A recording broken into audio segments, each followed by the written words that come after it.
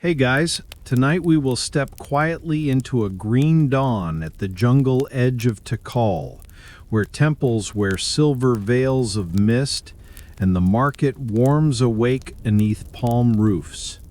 You'll hear birds gossiping above you, smell chocolate meeting fire, and feel incense drift around your shoulders like a friendly shawl. I'll be your narrator, speaking low and slow.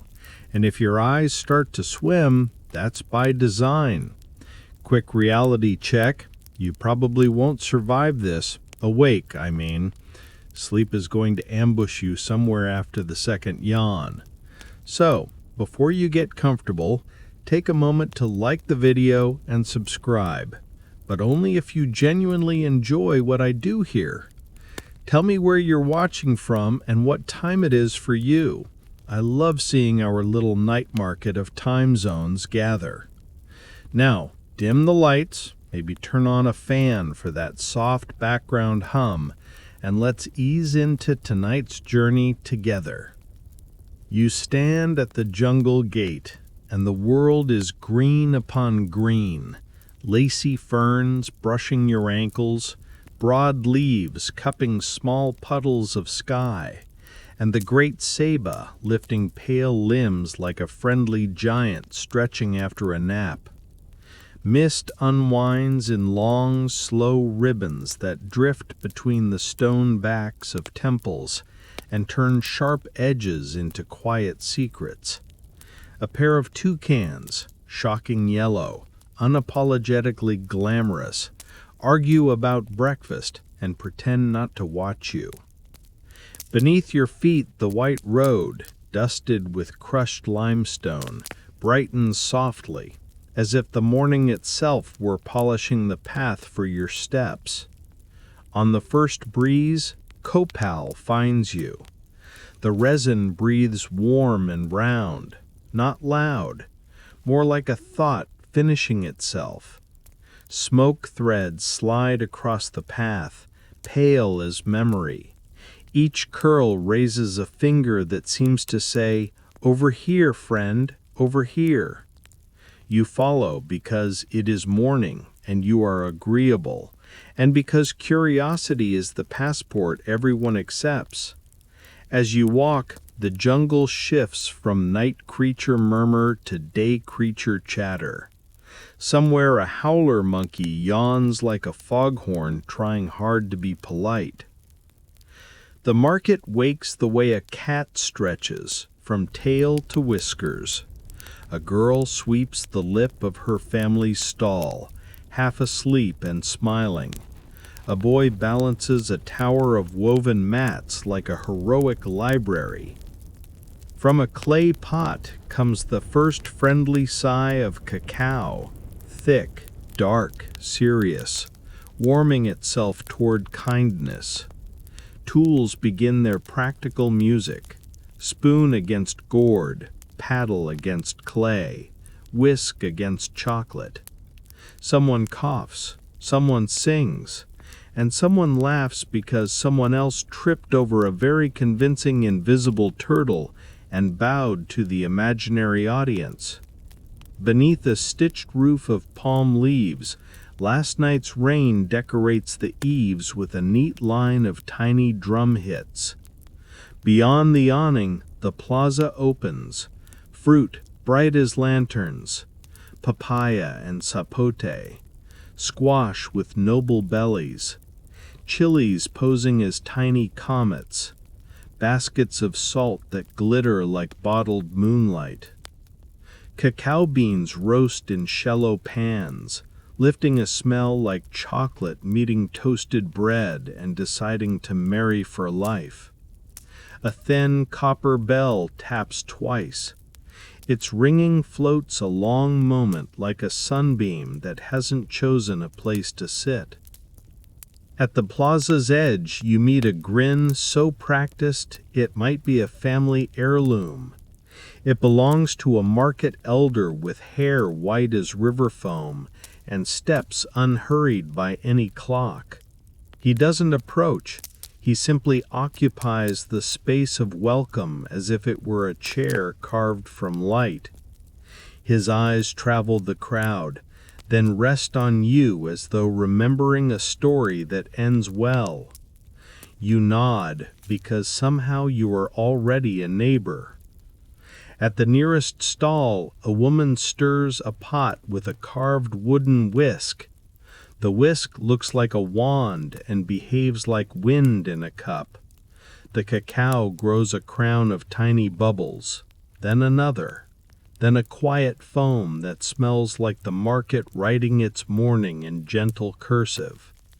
She ladles the liquid into a gourd and passes it to you with a tilt of the head that means, "This one's on me." It is thick, a little bitter, a little bright, the color of friendly thunderclouds. On your tongue you taste roasted earth, shy flowers, and a small secret you can't quite name, which somehow makes you trust the day. An incense bearer passes, a boy carrying a clay burner like a small moon. He is solemn the way children get when entrusted with a thing that glows. He does not look at you. He looks at the space beside you and decides to bless it. Copal finds your hair, your sleeves, the quiet behind your heart, and lingers there making promises it fully intends to keep.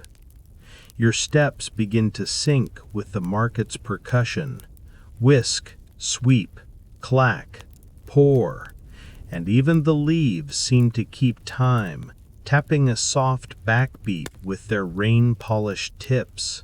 You edge closer to the clay pot where the cacao breathes like a friendly animal napping by the fire, and the vendor, an auntie with forearms carved by a lifetime of stirring, twirls a carved wooden frother between her palms. The whisk hums in the gourd, sending up a halo of bubbles that gather into soft-collared foam. She nods at you, the universal sign for your turn, and places the frother into your hands with the ceremony of knighting a patient turtle. Your first attempt makes a polite whisper of suds. Your wrist is dramatic, but the foam is not. "No problem," she says, with a smile so small you only hear it. Steady circle, soft hands, let the wood sip the air. Before the next try, she shows you the beginning.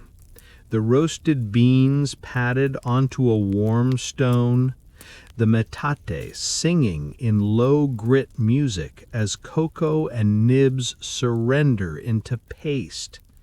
She pinches in a breath of chile and a pinch of ground maize for body, a shy thumbprint of honey to take the edge off bitterness, and something floral you can't name, orchidish, woodlandish, like a memory you almost remember.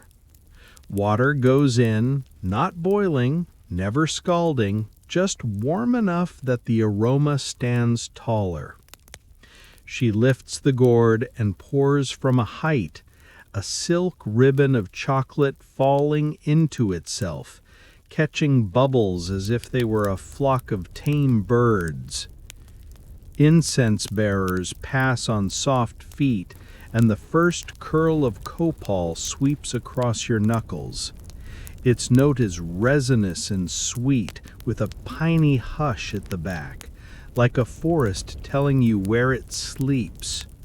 The smoke writes an invisible line between stalls, and you notice the market keeps time with it. When the smoke arrives, hands pause, shoulders loosen, voices drop into a collective exhale. The boy with the clay burner tilts it a degree and the day's page turns. You try again. The frother rolls between your palms, a gentle purr, wood tapping gourd, gourd singing back. The auntie inhales the copal, then nods to your pace. Slower, yes. Less orchestra, more heartbeat. Foam rises like a low tide moving in, spreading a satin hush across the surface. She laughs, not at you, with you, because now the bubbles look confident enough to greet new neighbors. She takes the gourd, pours a streamer from one vessel to another, a chocolate waterfall that doesn't splash, and hands your cup back like a conspirator returning a borrowed moon. The first sip is a planet of its own, earthy, warm, bold. Then a wink of heat from the chile and a hush of honey restoring the balance. You taste the metate's stone song and the night's memory of rain. You feel very slightly taller and also somehow better aligned with the furniture of the universe. A passerby grins, points at your foam mustache, and pretends to be scandalized. You wipe it with your thumb and declare yourself decorated, which is absolutely true. A second vendor, younger, spins another frother with show-off grace and lets you in on a secret. Don't chase the bubbles. Invite them. Offer air, not speed. She tells you that foam is hospitality you can see, a little architecture of welcome.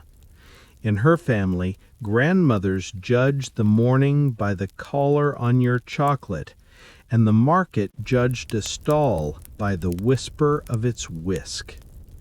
Somewhere behind the music of stirring and birds, a small copper bell taps once, then twice and pauses, as if to let the flavor of that sound linger on the tongue too. Copal returns, a new carrier making a slow figure eight around the cacao corner, steam and smoke braiding like two friendly rivers that forgot how to disagree.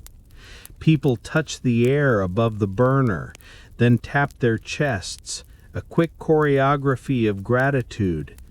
The auntie does it with a spoon still in hand. The younger vendor shares a memory. When she was little, she believed the copal was a patient animal who ate worries and left behind pine-scented naps. You decide not to correct her because she is obviously right.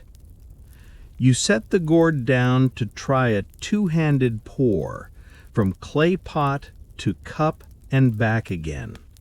The first descent is smooth. The return is more athletic. A small brown comet escapes and lands on your sandal with an elegant splat. Three things happen at once. A child appears with a cloth like a tiny magician. The auntie clucks a gentle rhythm that is not scolding. And the younger vendor declares the plaza officially baptized and therefore lucky. The child leaves you a faint cocoa paw print on the floor, as if the friendly animal has agreed to walk beside you. At the edge of this chocolate theater, baskets mound like small hills, vanilla pods neatly tied like sleeping swallows, clay cups smoothed by thumb-gentle years, calabashes banded with fiber cords so cups won't slip from damp hands. A woman oils a wooden ladle with a dab of cacao fat, murmuring that good tools like a little kindness. The market seems to agree. Even the drums in the distance tighten their skins with more patience than tension. Smoke crosses your face again, and you close your eyes as a reflex, letting scent replace sight. With vision dimmed, the other senses bloom. The grain of the frother handle, warm and faintly ridged, the weight of the gourd settling into your palm, the cushion of foam brushing your upper lip, the far shiver of flutes that you somehow didn't hear until now. Your breathing slows to match the pour. The auntie murmurs that the trick is to whisk until you can hear the bubbles thinking. You can, almost, like distant minnows tapping a drum. When you open your eyes, a white-haired figure has paused 2 stalls away, the market's boundary marker of kindness. He does not interrupt. He observes the height of your foam, nods to the incense, lifts a brow to the younger vendor's showy spin. Approval is a small light in his gaze that flickers and then settles, a promise of later. For now, the auntie adds a final flourish, a drift of cocoa dust that melts as it touches, and tells you to take the plaza in slow sips. A little breeze shakes the palm roof. A few rain pearls let go and fall like tiny silver coins into the earth. The incense bearer returns for another pass, and the scent writes its soft line along your shoulder and down your sleeve, a friendly stitch that holds the morning together. You raise the gourd and toast the smoke, the stone, the hands that ground and whisked. The auntie grins at your form and declares you market adjacent, which is almost a diploma. You promise not to frame it. The white-haired elder drifts closer with the patience of smoke, laughs once from the belly, the kind of laugh that forgives you for everything you haven't done yet, and gestures at your gourd. Foam with manners, his eyes say. He doesn't ask who you are, he decides. One palm turns up like a little plaza made of skin, inviting your hand to land. You offer your wrist, and he nods, as if signing for a parcel labeled fragile, contains sunrise. From a pocket woven of palm fiber, he draws a narrow braid, threads the color of cacao bark and jade leaves, a line of pale shells like small moons, and a single tassel stained the soft gold of copal. The braid smells faintly of smoke and daybreak. He loops it around your wrist and ties a tidy knot that looks like a sleeping ear. So I don't lose you, the laugh returns, and so you don't lose you. The braid is warm, as if it has been waiting for skin. You feel the tiny shells bump one another when you move, conversational, like neighbors leaning over a low wall. The knot sits against your pulse and pretends to be wise. You lift the rest and the shells whisper, the copal tassel nods, and the market seems to recognize you the way a dog recognizes the sound of soup.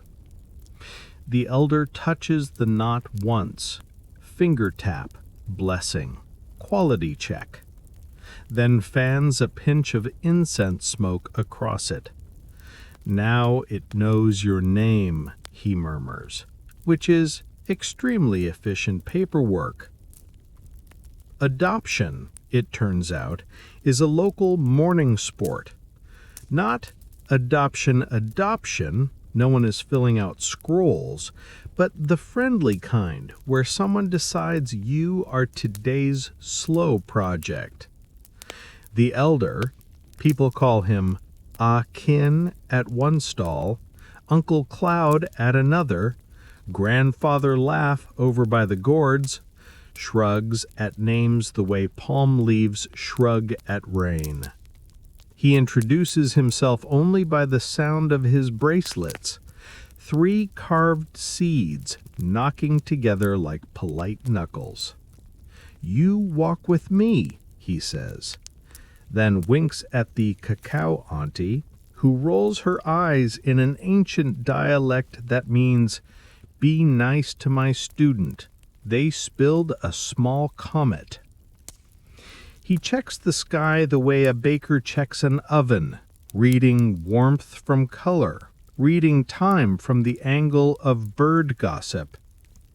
"Bees when the sun softens," he says, pointing toward the log hives tucked under a thatch rim. "Clay before the noon sigh," nodding to the potter's stall where coils already lounge like sleepy serpents. "Jade after lunch. Stone listens better when bellies are calm." His finger sketches the plan in the air. Each stop is a slow vowel, each turn pronounced by the copal smoke, as if the day were a sentence, and you, lucky you, are the soft conjunction joining it all. Etiquette lesson, quick and kind. You greet with your breath first, voice second. You thank with your eyes, not your elbows. You do not blow on incense like a birthday candle. You do not rush a gourd to its finish line. You let it arrive like a boat that prefers the scenic route. If someone hands you honey, you accept the day's sweetness without arguing that you're unworthy. If someone ties a braid on your wrist, you don't untie it to show how good you are at knots. You nod, and the shells nod with you, and that is the ceremony. He tests your stride on the sock bay, the white causeway that sews the stalls together. "Too quick," he laughs. "Your shadow is panting." You slow until your feet and the fan in your future bedroom would be twins. The elder approves with a small lift of his chin and begins the tour in the only correct direction, toward people. His hand never closes around your wrist. No tug, no leash. Only the braid flickers like a small flag that says, "We are together." When he squeezes your shoulder, it's not to steer, it's to share a joke with your bones. Stall to stall, he guides you the way a librarian guides a curious child. At the cacao auntie's corner, he announces, "Foam apprentice achieved medium cloud," which wins you a mock bow and another thin collar of bubbles. At the spice basket, he selects a chili and taps it twice against the braid. "For courage later," he says in the tone people use when definitely nothing will go wrong. Over by the salt, little pyramids of glitter, he lets you taste a grain and says, "Remember this pinch when you listen to drums. They are cousins." You wonder how many cousins drums have. He assures you the family is large. He barters without haggling, trades smiles for slices of fruit, a wink for a strip of woven cloth, a story for a handful of roasted beans that he pockets and later pretends to forget. He palms a tiny gourd cup and sets it inside your braid, a snug nest between shell and knot. "Your traveling cup," he declares. You thank him in your best market voice, the one you just learned, which sounds like a hammock agreeing with wind. He approves. Good. The market hears you now. Halfway down the sock bay, he stops, breathes the copal in, as if the smoke were a paragraph he doesn't want to rush, and tips the burner boy an invisible hat. The boy grins without breaking his solemn walk. That one will be elder before his hair learns winter, your guide whispers, amused.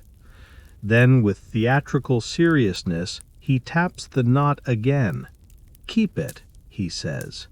There are many braids in the world, but this one finds its way back to me at sunset. If it loses you, he tilts his head. We must teach it better maps. You promise, bravely, the way people promise things without yet knowing the plot twist. He lays out the rest of the morning as if placing cards. Bees singing sweetness, potter teaching patience, carver teaching gentle light. We might borrow a drum later, he adds conspiratorially, but only if your foam mustache behaves. You touch your upper lip on reflex. He chuckles, which is a mercy. The shells on your wrist click approval. Somewhere a flute practices its slow sentence, and a bird edits it kindly. The market is a school, but the test is a nap. Before moving, he raises your braided wrist toward the incense once more. The smoke wanders across the shells and sits there like a quiet cat deciding this is its spot. Proof of passage, he says. Our fragrance receipt. You breathe long and low, and the elder breathes with you, until even the tiniest bubbles in nearby gourds seem to exhale on cue. All right, he smiles, pointing with his chin toward the path that brightens like a promise. Let's go introduce you to the day. You step, and the braid answers with a soft, companionable clink. It feels impossible to lose a thing that friendly.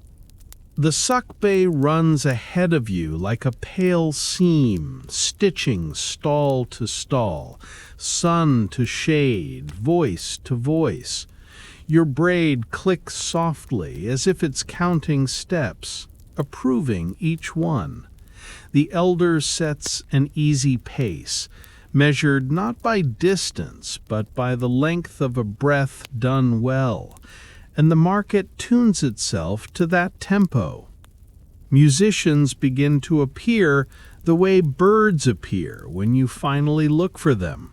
A pair of flute players leaning shoulder to shoulder, a drum with a waist like a patient hourglass, and a rattle that sounds like rain remembering how to fall. Above them, real birds answer in bright punctuation, and for a moment it's unclear who started the song. The air decides this is a collaboration and carries both with equal tenderness. First stop is a mountain of maize that looks like someone arranged a sunrise in kernels. Gold, cream, ember red, deep blue, even a few ears freckled with pale jade. Corn that has learned to dress for festivals. The maize woman braids wrapped into a crown that hums domestic sovereignty, lifts an ear, and speaks the way you speak to introduce a friend. She taps the silk, names the field it came from, the rain it preferred, the bird that tried to take one bite and then reconsidered. She rolls a kernel under your fingertip. Tooth of Dawn, she calls it, and the name fits. With a smooth, practiced motion, she shucks, fans the husk like a paper fan, and says that the husks are good for wrapping stories and tamales, which are also stories, just warmer. She shows you a bowl of ground corn, the texture soft as a drowsy cloud. She pours warm water, pinches in ash water memory to wake the nutrients. She doesn't lecture, she demonstrates a kindness done to grain so it can be kind to you. She presses a little cake on a flat stone, palms turning and patting like two calm turtles, and lays it on a clay griddle. The scent lifts, toasted, nutty, an invitation that knows your first and middle names. A smear of mashed beans, a ribbon of chile, a crumble of white cheese like late moon, and the smallest dusting of salt. You fold, you bite, and the world briefly resolves into yes. Music sidles closer. The flutes trade small secrets. The drum answers with a heart that understands. You notice the maze woman nodding to the beat while her hands keep working, and you realize the market is rhythm with stalls attached.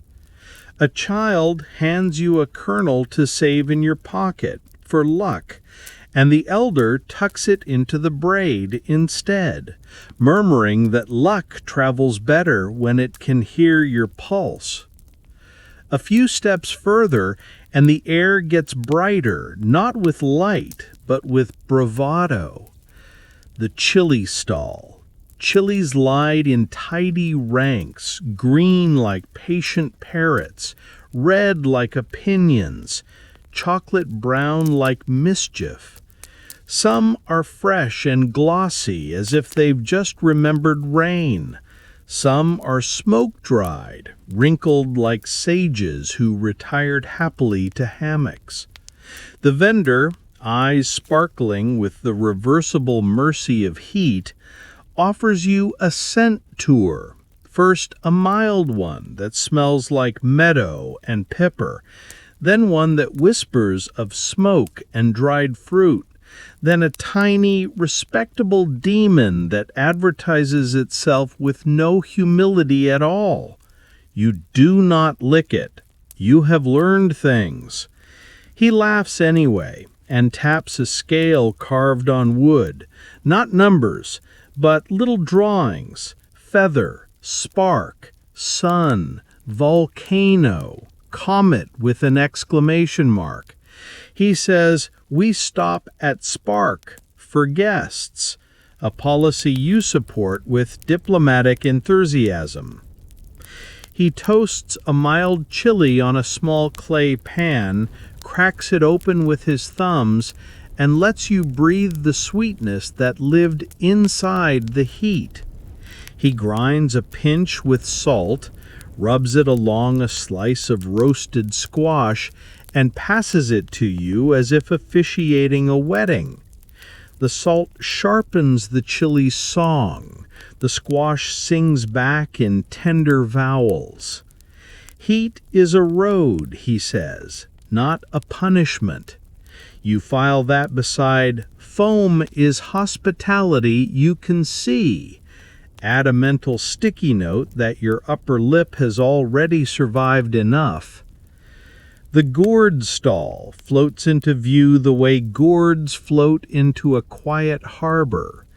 Gourds cured to a gloss like patient moons, others burned with designs, river lines, bird feet, a tiny jaguar who looks like it made a respectable life decision. Sleeves of woven fiber slip over them, grip, decoration, little sweaters against the sweat of the day. The gourd maker, hands round at the knuckles, voice round at the edges, shows you how a fresh gourd becomes a cup. Scrape, sun, rinse, repeat, a schedule any napper could respect. He taps a hollowed shell. It answers in a friendly wooden vowel.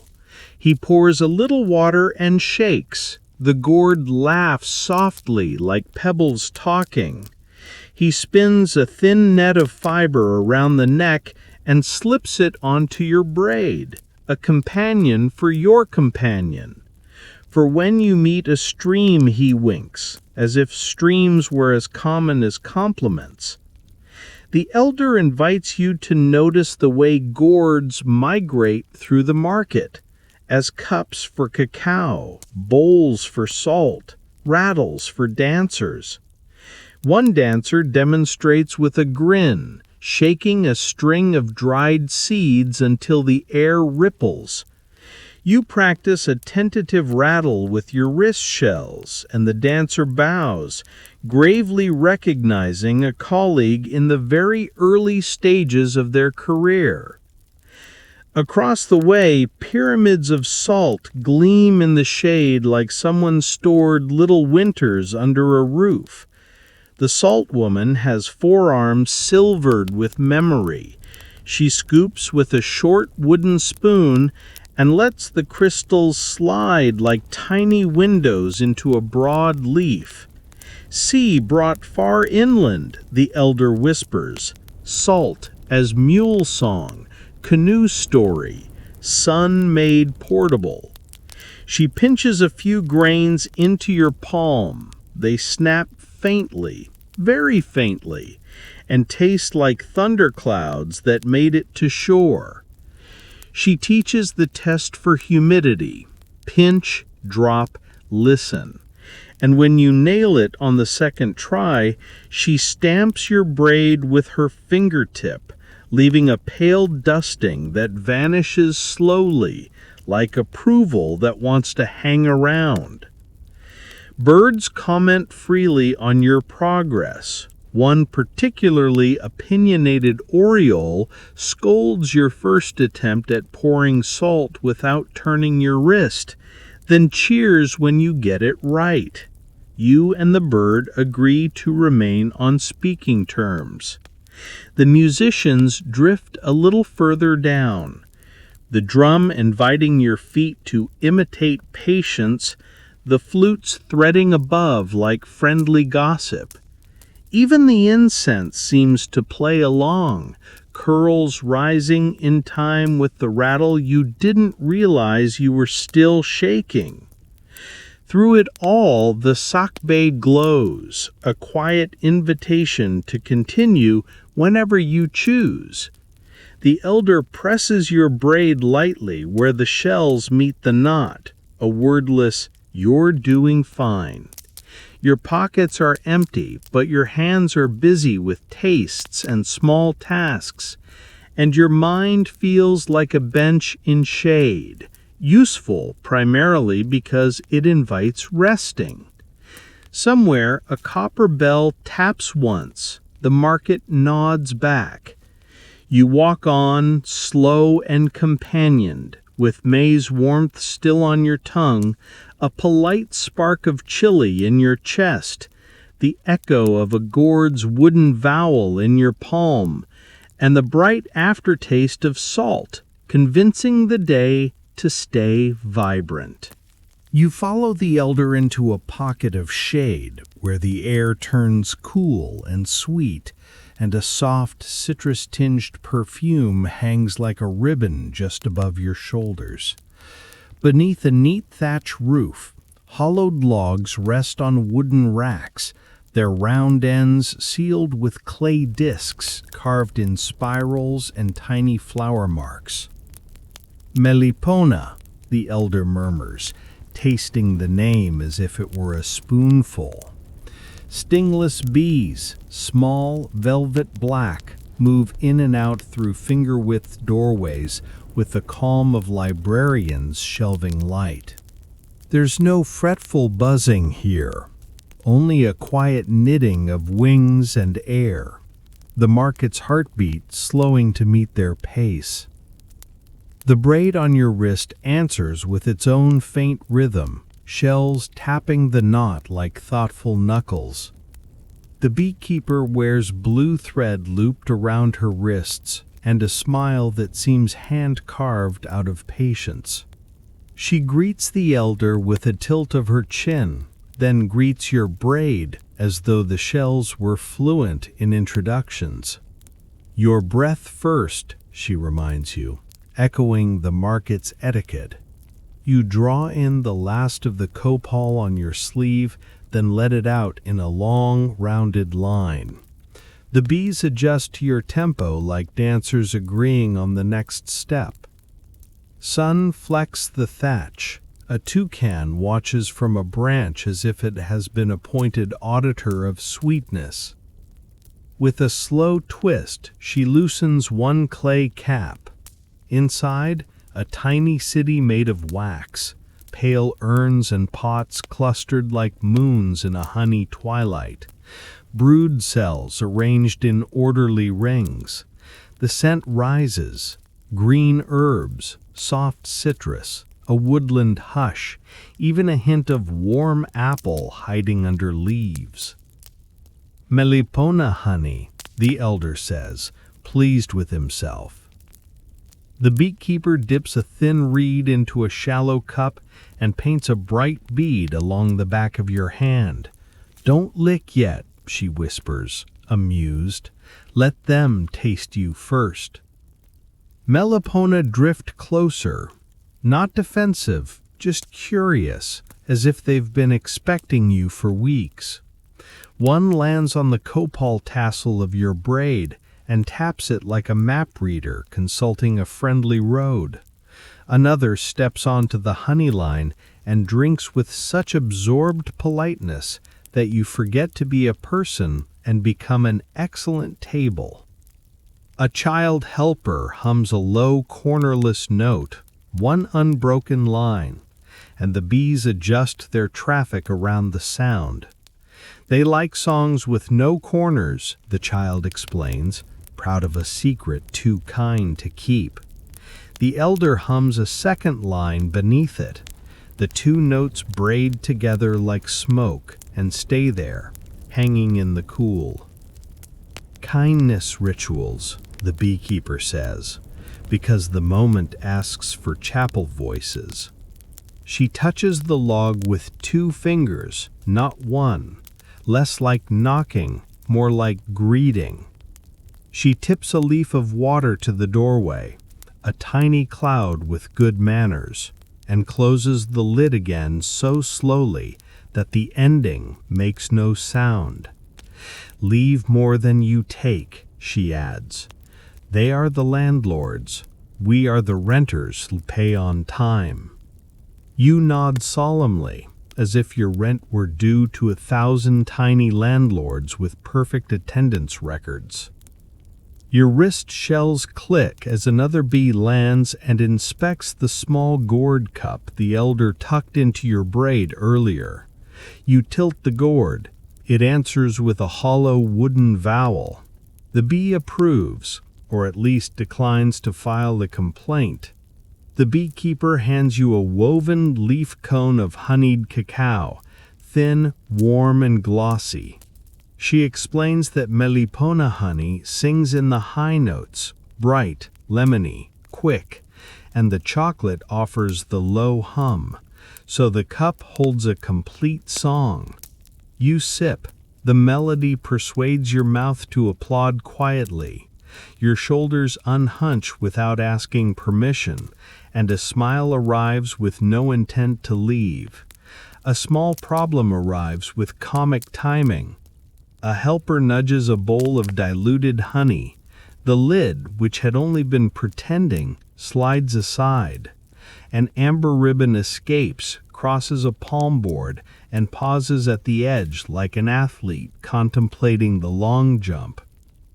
Bees notice. Not a swarm, nothing dramatic, just an enthusiastic committee meeting at the wrong venue. Your shoulders lift of their own accord, putting in a strong audition for the role of turtle shell. The child stutters. You glance at the elder. He draws a tiny circle in the air with one finger, the international sign for breathe like a round thing. The beekeeper does not hurry.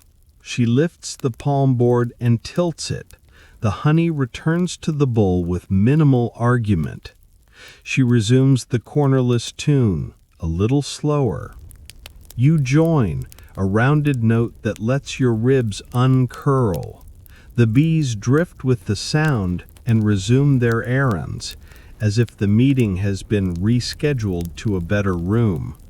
She says, "They read breath," smiling at your exhale.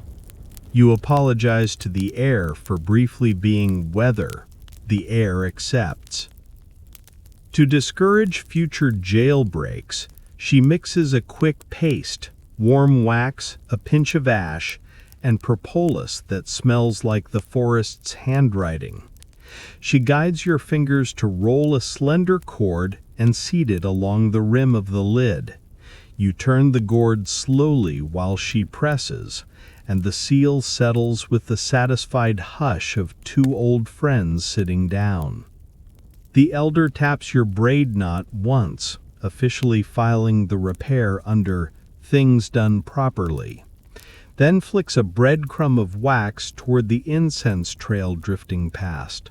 The smoke adopts it like a tiny banner and carries it into the shade. For tasting, she offers 3 leaves: forest, river edge, and hill flower. Forest is deep and resinous with a pleasant grown-up bitterness, marmalade with good advice. River edge tastes like citrus deciding to whisper. Hill flower is bright, the color of a smile that starts in the eyes. You try each, and the elder supplies commentary with harmless mischief. That one remembers orchids. That one remembers mud after rain. That one remembers the bee distracted by your shells. The child beams at being part of a story that keeps approving of them. She points out the pollen baskets hitching rides on a passerby's legs, little saddlebags of yellow, then shows you a bee road, a faint flight path from doorway to doorway, an invisible sock bay above the sock bay. Before you leave, she ties a short loop of blue thread beside your copal tassel. "For clear paths," she says, and breathes a whisper into the knot so the thread will remember its job. A leaf packet of honey goes into your palm with instructions to stir it into your next cup unless you need courage first.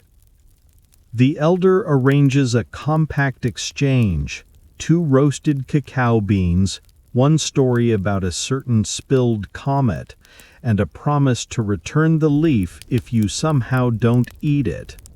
The beekeeper accepts, which is generous, because you are absolutely going to eat it. A single bee follows you halfway down the sock bay, escorts you past a sunspot like a polite guard, then veers home with exemplary professional boundaries. The world feels newly tuned, as if you rinsed your ears in sunlight. Even the far drum sounds rounder, the flute's more meadow than metal. The braid taps a small metronome against your pulse. The blue thread glints like a thin sky tying the morning together. You walk on, breathing in a key the bees would recognize, and the market breathes with you, unhurried and kind. The elder steers you with a chin tip toward a roof of palm where the floor is powdered with pale dust and the air smells like rain that forgot to finish. No wheel turns here. The potter's studio is a square of calm and a circle of hands. Coils nap on a reed mat, long, even ropes of clay laid like sleeping snakes taught excellent manners. Bowls in different moods rest on boards, some damp and dark, some leather hard and thoughtful, some bone pale and already practicing their future echoes. The potter looks up with the look of someone who knows exactly how long water takes to find its voice. "Welcome," she says, and the word sounds smooth, burnished, rounded by years of use. She pats a lump of clay like greeting a friendly loaf and begins with wedging, folding and pressing on a stone slab in the rhythm of breathing. In, down, out, turn. Clay keeps secrets, she murmurs, but not bubbles. Each press coaxes little ghosts out, and you can almost hear them sigh into the shade. She tears off a strand, rolls it under her palms into a coil, steady pressure, no drama, and spirals a base on a flat, sand-sprinkled board. Think of maize, the elder whispers, delighted, row by row. The potter scratches the edges with a thorn, paints slip with a gourd brush, mud made talkative, then lays a second coil on top, joining the seams with the side of her thumb, smoothing up and in, until the wall rises like a soft hillside that knew it would. Your turn, she says, positioning your hands where patience lives. Your fingers arrive on the cool skin, and the clay remembers everything you've ever done in a hurry and politely asks you not to. The braid on your wrist clicks as if to agree. The potter glances at it, then slides the braid higher on your forearm and wraps a narrow strip of palm fiber around it, a temporary sleeve. So the day doesn't borrow your shells, she jokes, tucking the blue thread flat. We'll bring them back to ear level later. You nod, hearing the foreshadow the way you hear distant flutes, sweet but not yet your problem. You draw the wall upward with the heel of your hand, then smooth with a rib, an arc of gourd scraped thin and friendly. Less push, more invitation, the potter coaches, and you feel your shoulders slow as if commanded by soil. A tiny sag appears where your enthusiasm was taller than your skill. The potter leans in, lays a fresh coil across the dip, scores, slips, blends. Clay forgives when reminded how, she murmurs, and the bowl pretends it was never worried. At the rim she teaches you the pinch and roll, a small crown that strengthens the lip, and your braid sleeve taps lightly in rhythm, as if the shells remember drum lessons you haven't had yet. Copal wanders through, finds the damp clay, becomes a resinous lullaby hovering low. The elder settles on a stool that squeaks in agreeable vowels and offers color commentary. Good bowls have naps in them, he says. You can tell by the way they hold still. The potter presses a smooth pebble into your palm, warm from her skin. Burnish, she says. Pet the sun into it. You rub small circles, and the wall takes a soft sheen, a satin horizon under your hand. Listen, she adds, tapping the base with a fingernail. The sound is a soft thup, like a patient heart. Too wet to sing yet. Later we ask for a bell. She lifts a leather-hard bowl from another board, places it upside down on a ring of reeds, and hands you a shard tool trimmed to a crescent. Trim the foot, she says. You scrape gentle curls, rainfall of pale ribbons gathering on the mat, and the elder catches one and loops it like a mustache, because of course he does. Ceremonial upgrade, he declares. High priest of bowls. You threaten to reassign his titles. He winks, absolved by seniority. When the foot is true, the bowl balances like a promise keeping itself. Decoration time. The potter presses a tiny stamp at intervals around the rim, little maize kernels linked in a walking pattern. Footsteps for eyes, the elder calls them. She offers you slip cups, red from iron earth, white from ashes memory, black from smoke's handwriting. You paint a bee small enough to fit between two kernels. Its wings are two commas, its body a pause.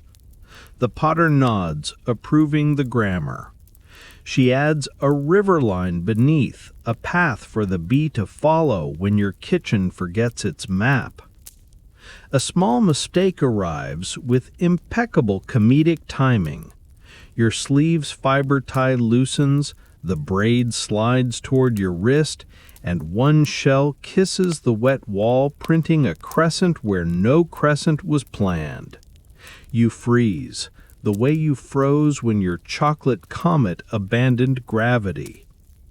The potter studies the mark, hums a cornerless note the bees would respect, then smiles. We'll keep it, she decides. The bowl knows you were here. She presses a second shell print opposite for balance, then two faint dots beside each, as if the moon decided on eyebrows. Somehow it works. The elder approves with an expert nod reserved for accidents that declare themselves features. While the bowl rests, the potter gives you a tour of future heat. She shows a pit lined with old sherds, ancestors guarding grandchildren, fuel stacked in cautious love, bark, husks, careful handfuls of dung that smell clean and sun-made. Slow fire, she says. We teach it to be kind. Broken pots serve as shields, saggers to keep ash polite. She taps another bowl already fired, and it answers with a bell no louder than a secret. There, she smiles. That's the note we ask for. A neighbor arrives with a small trade, a packet of Melipona wax, an apology for a borrowed drying board, two jokes about gourds with career ambitions. Laughter slips under the thatch. Your bowl goes on the shelf with a chip of stamped clay laid beside it, your claim sign, spiral and bee. The potter presses the same stamp lightly against your palm so your skin remembers. Come back after the rain, she says. If the pit listens, you'll take it home in sound. Before you go, she hands you a burnishing pebble twin to the first. In case you need to calm a day, she says. Stones teach fingers how to wait. You slide the pebble into the woven sleeve of your little traveling gourd where it clicks softly against the shell prints inside your memory. The elder touches the palm fiber around your braid to make sure it sits snug, then tucks a pinch of dry sand into your pocket with a magician's flourish. Insurance against hurry, he explains. Hurry hates grit. You stand, dusted fountly in the market's pale signature, and bow to the bowl that keeps your thumbprint like a polite rumor. The sock bay brightens outside as if it too has been polished with a pebble. Somewhere, flutes remember you. Somewhere, a drum checks the salt. You and the elders step back into the stream of voices, the clay coolness lingering on your wrists, the copal still speaking in quiet paragraphs, and you feel the next lesson already lifting like green light from stone. The elder guides you past a curtain of palm leaves where the light changes, greener, softer, as if someone steeped sunlight in river mint. Here the air carries a faint, stony sweetness, almost metallic but friendly, and the ground wears a dusting of pale green that the wind refuses to lift. You realize the dust isn't careless. Bowls of water rest everywhere, catching the drift the way lullabies catch wide-eyed thoughts. A man with careful shoulders sits at a low bench.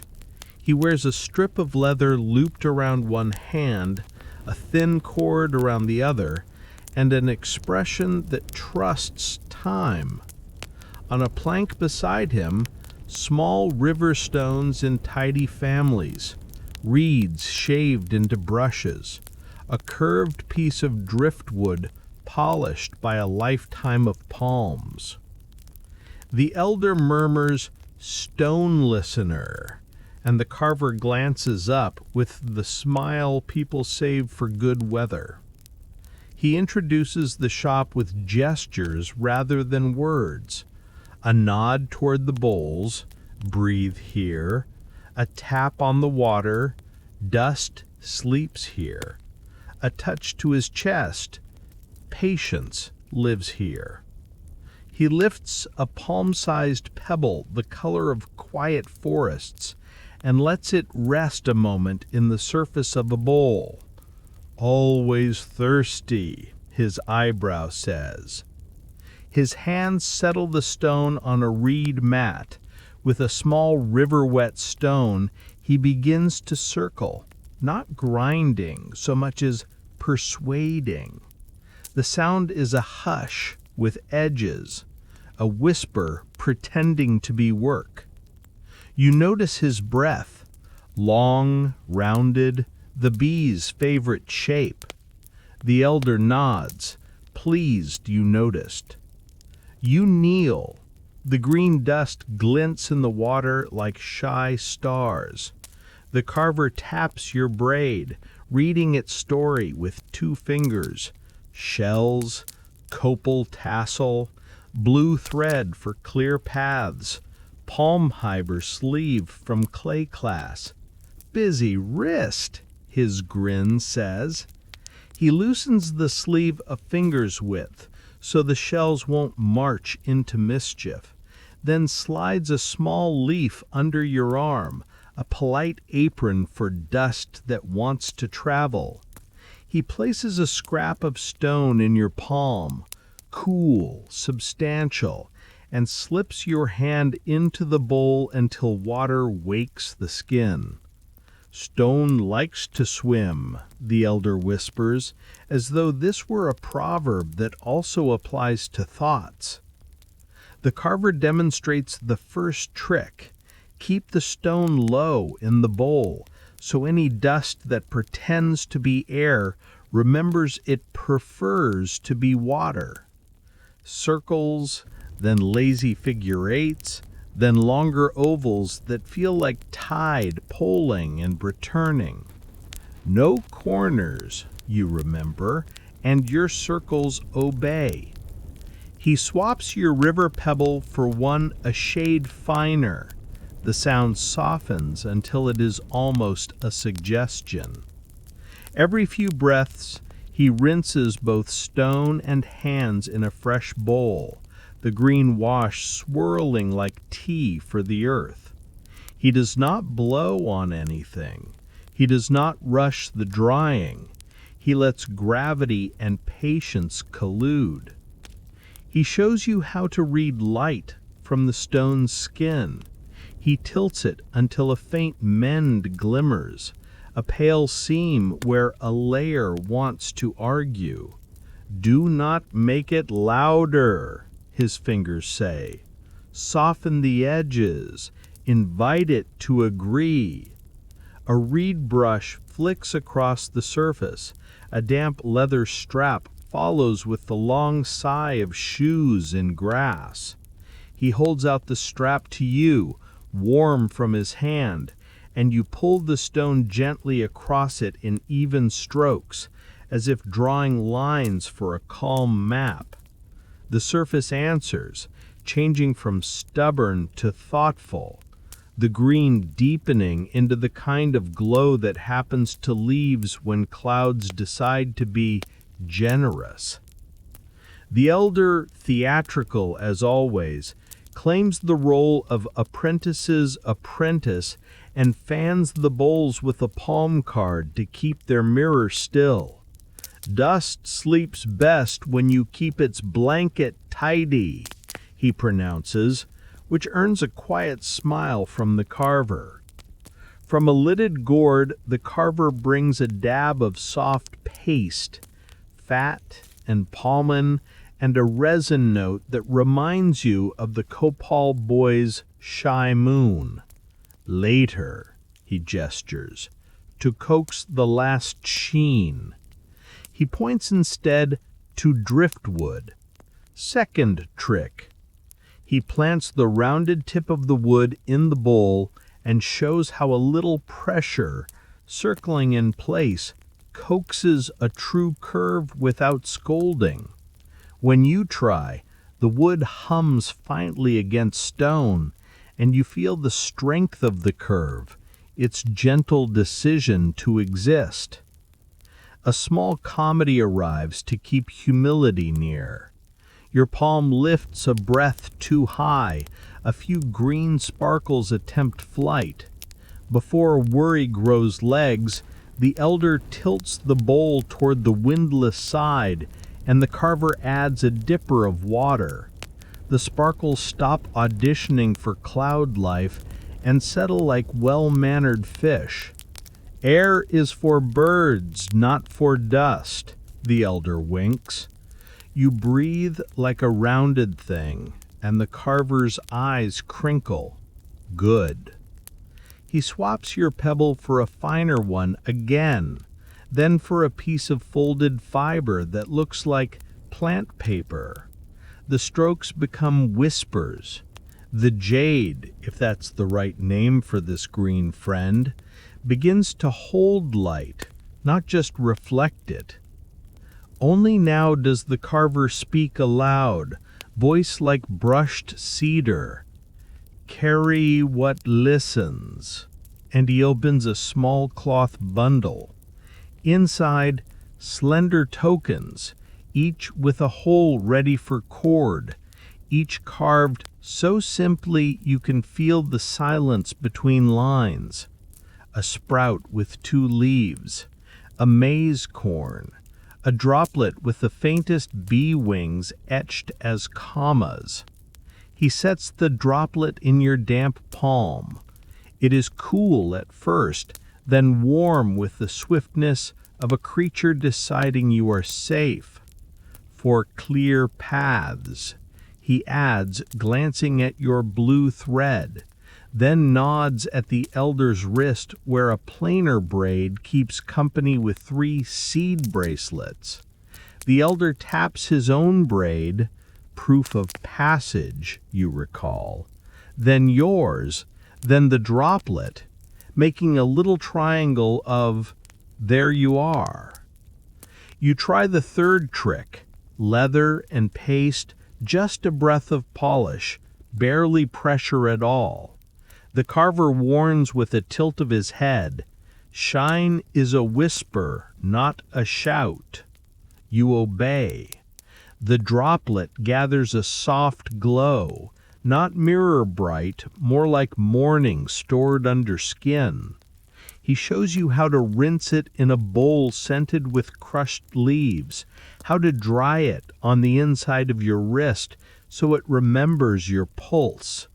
The elder threads a thin cord through the hole and ties the amulet beside your shells, not small and tidy as a sleeping ear. Blue thread, shells, copal tassel, and now green light. Your wrist begins to look like a map that wants to keep you. The carver's last counsel is kindness disguised as method. He hands you a folded leaf packet. Inside 2 tiny river pebbles, one softer than the other, and a scrap of leather. For later times when your thoughts have edges, he says. Water, circles, then rest. He pantomimes rinsing your hands, not just the stone. He points at your nose, then at the bowl. Breathe where the water is. Let the dust write letters to the pool, not to your lungs. You nod with genuine gratitude, and a flavor of relief you didn't know you were sipping. The elder trades quietly, a few roasted cacao beans, a joke about your earlier chocolate comet, and a promise to send you back after lunch to name the bowls by their bells. The carver accepts the beans with ceremonial seriousness, breaks one, and offers you half as if sealing an agreement with the earth itself. He taps your new amulet and for the first time smiles right into your sleep-heavy future. Carry what listens, he repeats, and you realize he means your breath as much as the stone. When you step back onto the Sac Bay, the market's light feels friendlier for being a little greener. Your wrist chimes, a soft conference. Shells, seed bracelets nearby, the new droplet agreeing to be brave. The blue thread glints. Somewhere, bees are singing their cornerless songs, and the potter's bowl is drawing a thin rim of moonlight around two accidental shell prints. You walk on, a little heavier in the best way, weighted by stone that chose you, and a little lighter too, because the stone has given you a method for softening edges whenever you meet them again. The Sac Bay pours you into a widening of the plaza where the air feels taller, as if conversation has been standing up straight for years. Two stone walls shoulder the court like patient bookends, and a green corridor of sunlight runs between them. The lines are chalk bright against the white floor, cornmeal and powdered limestone, drawn with the care people give to doorways and names. Your elder slows until your steps learn the court's hush. He gestures with his chin toward a circle set into the wall, an ancient hoop that insists on understatement. Not for hands, hips, and hearts, his eyes tease. Players pad out from the shade, belts woven thick where hip meets air, knee wraps embroidered with practical pride, smiles that have clearly done this before.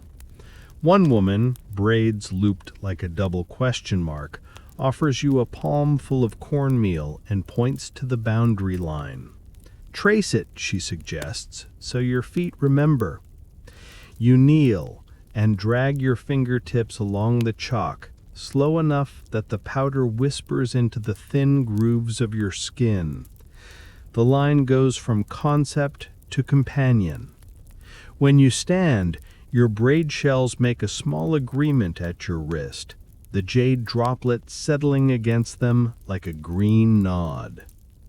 A drum waits near the sideline, skin stretched across a wooden body stained the color of toasted cacao. The player, broad smile, quiet eyes, touches the rim with 2 fingers, then the center with 1, and you hear the difference. Edge says hello, heart says home. He hands you a soft mallet wrapped in fiber and shows the simplest pattern. Breath in, breath out, breath in, rest. You try it and produce something between a heartbeat and a shuffling apology. He grins anyway, moves your wrist so the mallet drops rather than stabs. Let the stick fall, he murmurs. Gravity has good timing. Across the court, an incense bearer draws a curve of copal smoke along the sideline. The resin note lifts like a bright ribbon and tucks itself into the drum's hollow. The elder inhales, eyes half-lidded. Proof of passage, he reminds you softly, and you picture the smoke writing your name on the day.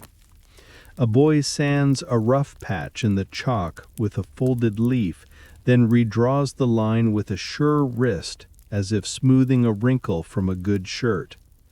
The players tap his shoulder with quick thanks, He returns to his leaf like an apprentice bookmaker restoring a favorite page. Someone hefts the ball, thick, dark, obediently heavy, with that particular rubber hush that feels like it has opinions about gravity. You are invited to touch, not catch. It presses into your palms a patient boulder in training shoes, then rolls to the ground with dignified momentum. The double question mark woman demonstrates the hip swing. Turn, step, lift from the ribs, kindness to the spine, and the ball kisses her belt and arcs away like a well-behaved comet. The elder considers you, considers your upper lip's history with foam, and wisely keeps you in the tracing and drumming section. "We will let your hips graduate later," he says, and the shells applaud. A small problem arrives on schedule. Your drum goes slack in the center, sound turning from heart to yawn. You glance at the player, half apologizing to the air for being weather again. He shakes his head at hurry, squats, and draws the drum toward a patch of sun. "Drums prefer morning," he says, and you remembered the salt woman's little pyramids and the elder's whisper, "Drums and salt are cousins." He pinches a grain from a pouch, taps it on the head, then warms the skin with his palms in slow circles. The sound tightens by degrees, a hammock taking up slack, until the beat finds its polite spine. He hands the mallet back and gestures for you to test. Edge says hello, heart says home. And you manage something that is, if not music, at least emotionally supportive furniture. The game begins, not a fierce contest, more like call and response with useful jogging. A toss becomes an offer, a return becomes agreement. Players signal with chin tips and shoulder angles, as fluid as water choosing a riverbed. When the ball thumps the wall near the hoop and ricochets into the chalk dust, everyone laughs as if an uncle told the punchline too early. The elder mutters, "Courage later," and taps the chili in his pouch, an old joke meeting a new moment. Between rallies, you meet the court's small saints, a handprint pressed into a cornerstone, a sip stain where gourds have greeted thirsty mouths for seasons, a nick in the line worn smooth by sweeping leaves.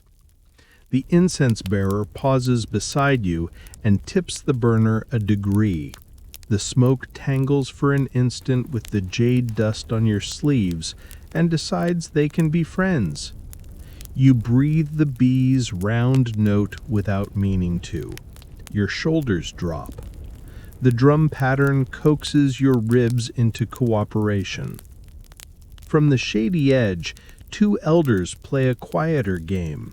Seed rattle conversation synchronized with your mallet. One nickers their rattle for your offbeat, the other waits and rewards your recovery with a tiny "ert" of approval. The double question mark woman jogs past and calls over her shoulder, "Don't chase the beat, invite it." You laugh because the cacao auntie told you the same thing about bubbles, and apparently the market is running a conspiracy to make you gentle. A near miss gathers everyone into laughter when the ball skims your ankle like a curious fish. You freeze, noble statue, ready to be ceremonially removed from service. Instead, the nearest player flashes you a grin and draws a circle in the air with her finger. Breathe like a round thing. You do. Your ankle stops broadcasting opera. The elder leans close enough to count your eyelashes and whispers, "See? Carry what listens." You look at the green droplet on your braid, and it seems to glow by agreement. Halftime, which is not a thing anyone calls it, is a common-sense pause for water. Gourds circulate, Salt pinches travel like tiny winter caravans. One player tucks a smear of melipona honey at the corner of their mouth for a quick sunlit boost. You mirror the gesture with your leaf packet, thinking of the bees who read breath and the potter who stamped your palm. The quartz line you traced earlier holds steady underfoot. Your fingers remember the chalk's softness the way stones remember rivers. In the second act, a child referee in serious braids declares the rule of no heroic leaps today to universal mock groans. The game softens even more, edges dissolving until it feels less like competition and more like a village spelling its name with moving bodies. When the ball thumps the wall near the hoop and ricochets into the chalk dust, everyone laughs as if an uncle told the punchline too early. The elder mutters, "Courage later," and taps the chili in his pouch, an old joke meeting a new moment. Between rallies, you meet the court's small saints, a handprint pressed into a cornerstone, a sip stain where gourds have greeted thirsty mouths for seasons, a nick in the line worn smooth by sweeping leaves. The incense bearer pauses beside you and tips the burner a degree. The smoke tangles for an instant with the jade dust on your sleeves and decides they can be friends. You breathe the bee's round note without meaning to. Your shoulders drop. The drum pattern coaxes your ribs into cooperation. In the first act, a child referee in serious braids declares the rule of no heroic leaps today.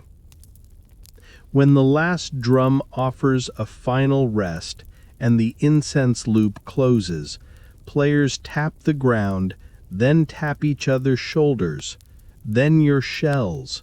3 quick blessings that land like tiny bells.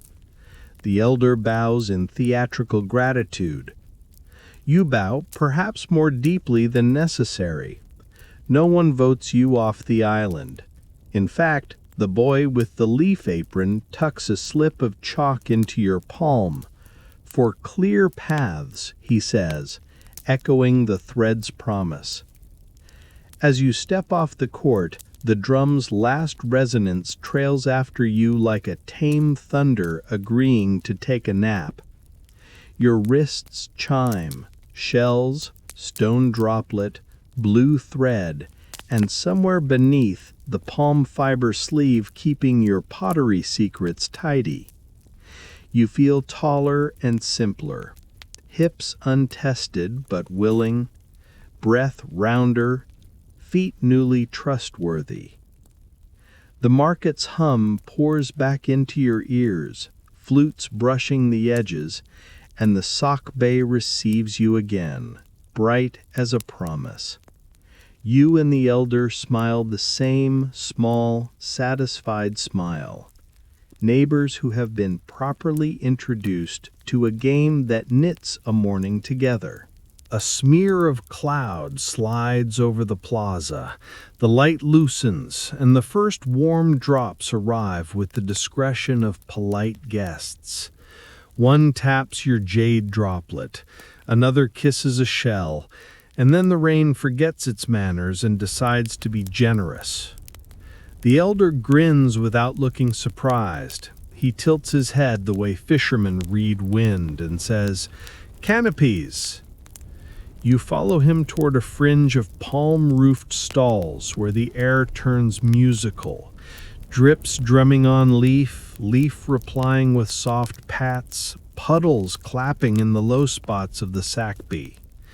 The chalk you traced on the ball court blurs to a soft memory. The drum shifts under a blanket to nap. Copal loves this weather. The smoke fattens, swirls like a friendly serpent, and writes slow punctuation in the market's open sentences. You're handed a woven cord before you know you asked for one. The elder shows you a knot you swear you've never learned, and your fingers tie it anyway. Sleepy muscle memory borrowed from somewhere older than your morning. Palm ribs lift, mats roll down like tongues, awnings bloom, green umbrellas unfurling at once, each a soft, "We've got you." A corner surrenders and spills a thin river toward a basket of dried chilies. You and a boy in thundercloud braids lift the mat with choreographed urgency, shoulders high, laughter low, rescuing chilies like tiny exclamation points. The boy tosses you a smile that says, "Rookies welcome," and adjusts the edge so the water takes a better path. Your blue thread on the braid flashes, as if applauding its job description. A woman 2 stalls away whistles a quick pattern. 3 hands answer, and a long bamboo pole is passed down the line, limb to limb, until it reaches you. You plant its tip in the puddle's heart and lift. Water slides off the awning in a silver sheet, the plaza applauding with 100 tiny taps. The elder shows you how to angle the pole so the sheet becomes a ribbon, and the ribbon learns not to splash the salt pyramids. You succeed on the second try. The first try produces a modest saltwater baptism and a chorus of good-natured clucks. The salt woman pretends to scowl and then taps your braid with a grain as if knighting you with winter. Rain sharpens the fragrances until the market wears a perfume you could almost drink. Wet limestone, warm clay, green leaf, the sweet resin of copal thickening into church bells for the nose. And beneath it all, cacao's steady heartbeat, the chocolate auntie whisking with unbothered grace. She nods toward a second pot you hadn't noticed earlier, steeped leaves and bark sending up a veil of steam. Lemongrass curls its citrusy fingers into the air. Allspice offers soft warmth. A leaf you can't name adds a note like rain remembering fruit. "Tea for rain," the auntie says, and sets a gourd within reach of your traveling cup tucked in the braid. You decant with a practiced tilt. Foam disasters have taught you humility, and the steam fogs your eyelashes in a way that makes the whole world look like it's exhaling. The potter hustles past under a mat held like a shield.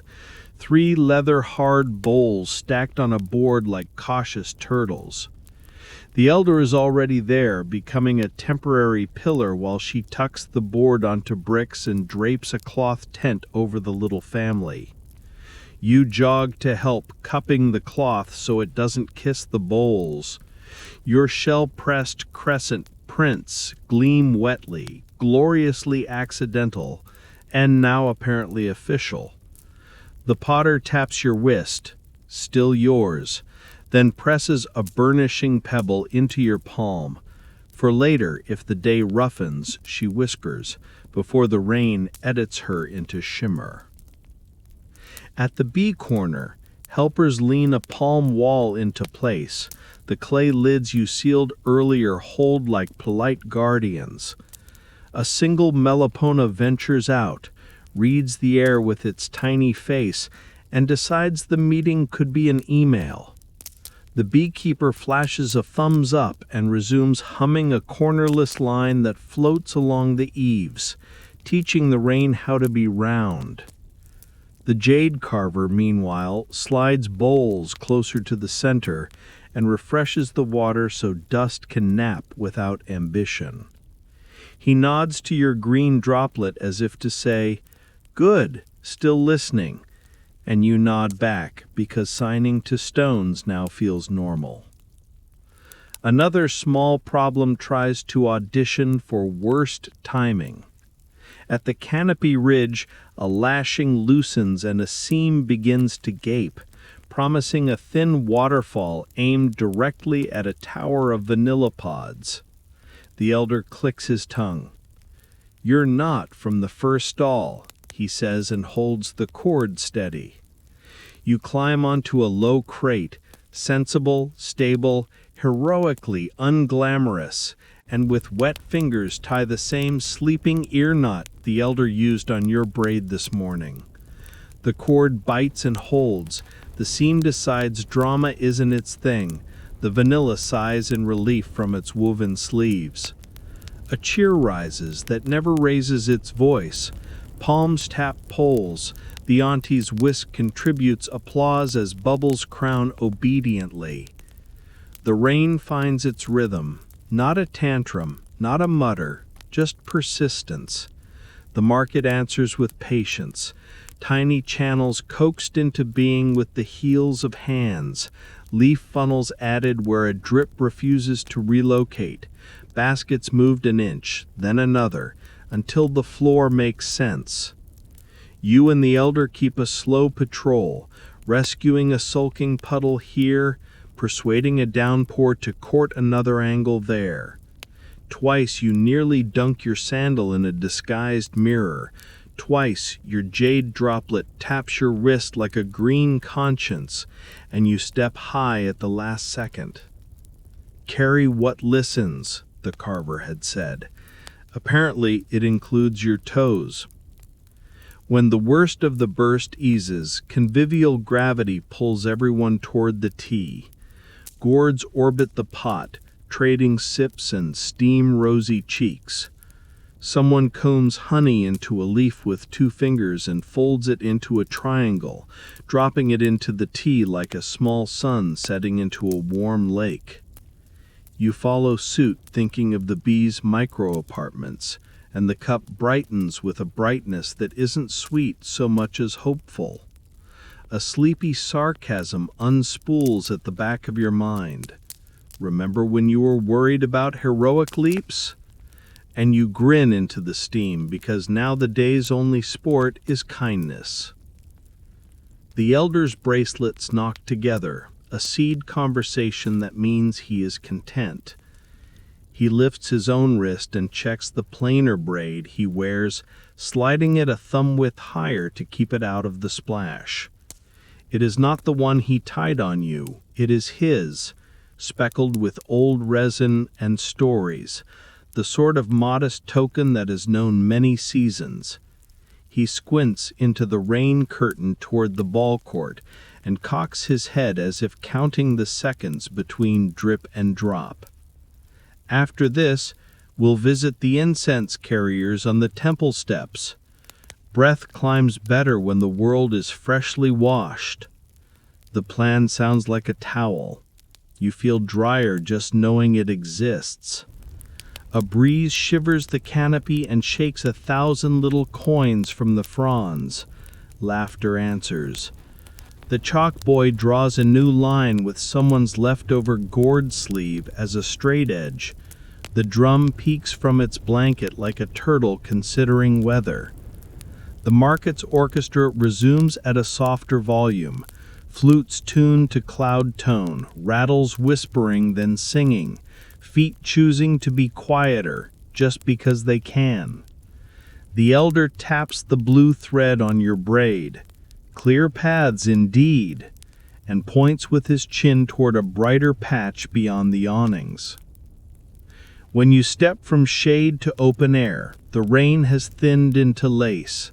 The sacbee gleams like the inside of a shell, and every stone wears a tiny star. The market smells newborn.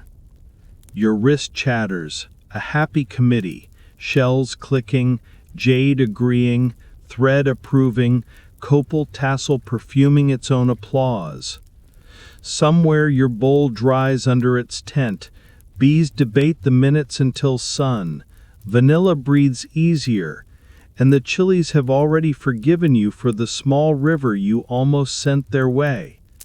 You take another sip of tea, warm as a good sentence, and the day lifts its eyebrows as if to say, "Shall we?"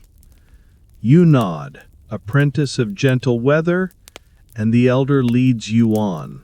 You and the elder step back into the open, rain loosening into lace. When his hand pauses at his wrist, the way a fisherman pauses at an empty hook. He looks down, then up, the smallest crease at the corner of his eye. The plainer token he always wears, little bone disc with a spiral carved clean through, tied on cord the color of toasted maize, isn't there. He rotates his hand, as if the token could be hiding under the back of time. Seed bracelets knocked together, polite but unhelpful. He says, which translated means, not a calamity, but not nothing. He taps the braid he tied on you, then his bare wrist, smiling at the symmetry with a humor that doesn't quite reach his eyebrows. It's a small permission, he explains, voice lower, a hello to stand close when incense climbs.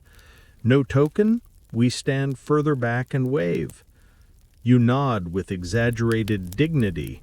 Waving is a noble art, but you also feel the small tug of wanting the day to end the way it planned to. The blue thread at your braid winks, as if to say, clear paths are a team sport.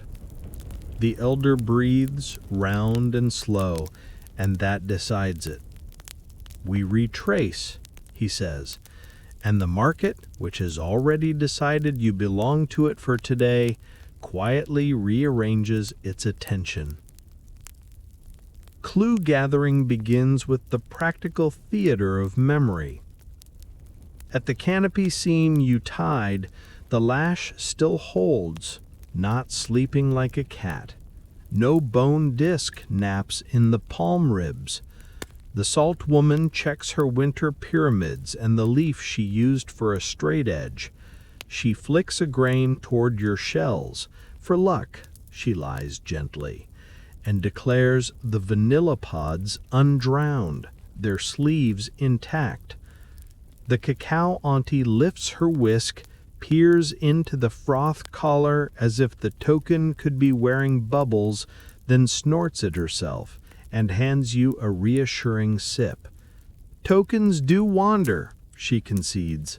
They come back when they miss your whist. At the bee corner, the child hums a cornerless note to welcome your concern. The beekeeper taps the clay lids you sealed. Each holds, no wandering there. A smear of propolis on the workboard carries a faint spiral where someone rested something round during the rain. Hope quickens until the child confesses it was their gourd bottom practicing being art. You appoint them artist of round things. They accept with gravity that would satisfy any bee. The elder pockets 2 imaginary worries and pats the board affectionately, as if props should always be thanked for their roles. You check the potter's tent, bowls safe, leather-hard walls unruffled. Your shell-pressed crescents smile back at you for being far less troublesome than you expected.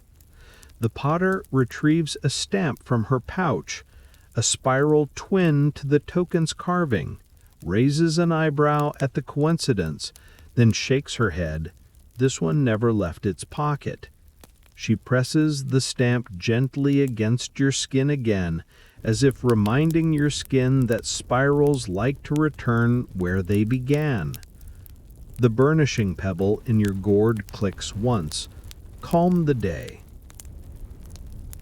The jade carver lifts his bowls, still water, dust sleeping, and sifts the green with a reed brush. No disc glints among the sparkles. He does find a loop of cord caught under a plank, pulls it out with triumphant caution, and then laughs at himself because it is only a stray fiber from a gourd sleeve. "Carry what listens," he repeats, touching your droplet. You listen to the part of yourself that wants to tighten like a drum, and you loosen it instead, like a rattle deciding to be breeze.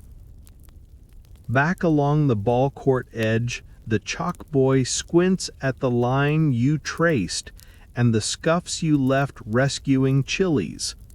He kneels, sniffs, and then points at a faint crescent of ash impressed in the sock bay dust, like the token spiral, but thinner, as if a smoke ring tried on the road and left a signature.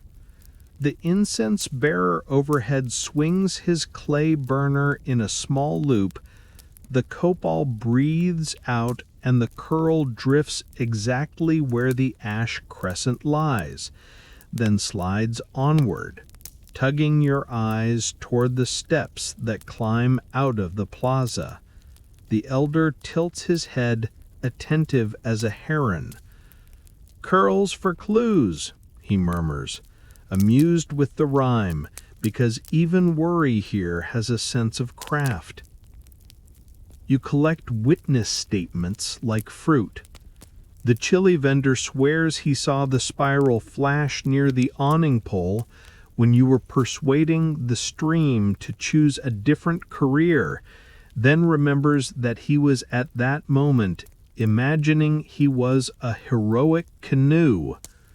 The drummer regrets nothing, but admits the token might have hit the skin once. It would have made a sound like a polite pebble. He taps the drum. Edge says hello, heart says home, and shakes his head. No pebble lodged. The gourd maker patrols the ground with a practiced eye and produces exactly 3 things: a seed, a bit of shell, and a joke. 2 you pocket, 1 you laugh at. Then a small chorus of coincidences begins to harmonize. A flower-shaped smudge of copal ash on the sock bay mirrors the token's cutout.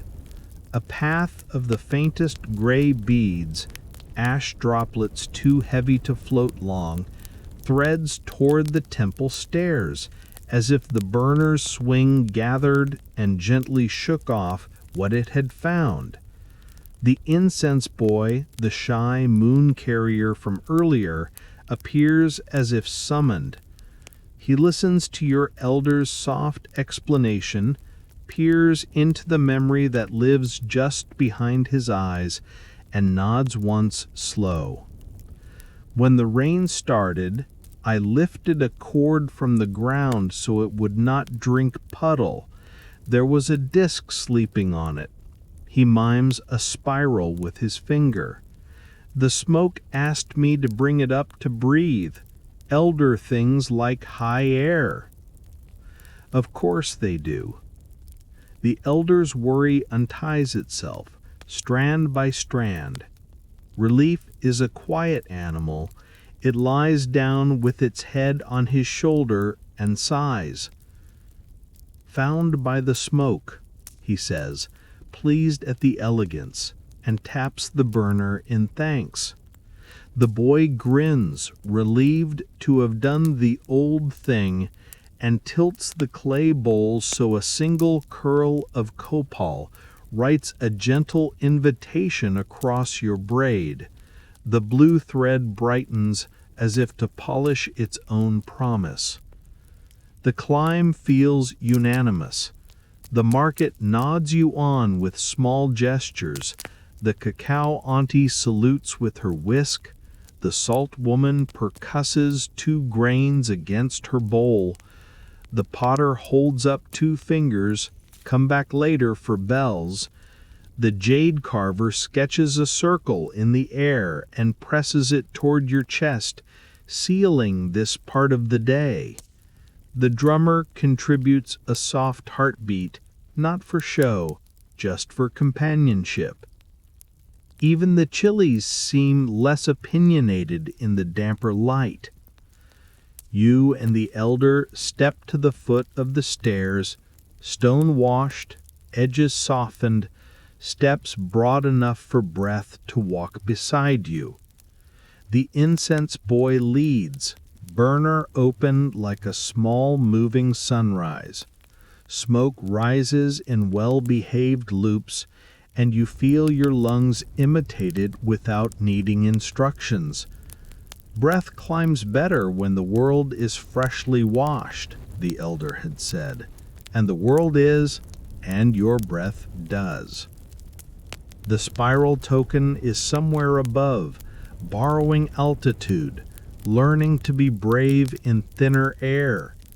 You touch your shells, your droplet, your blue thread, your copal tassel, and feel the friendly map those small things make of you. The first stare takes your foot like a hand. The second leans closer as if to hear your heartbeat. The third and the plaza below becomes a softer hum, the kind of music that keeps you company without needing you to answer back. You follow the curls.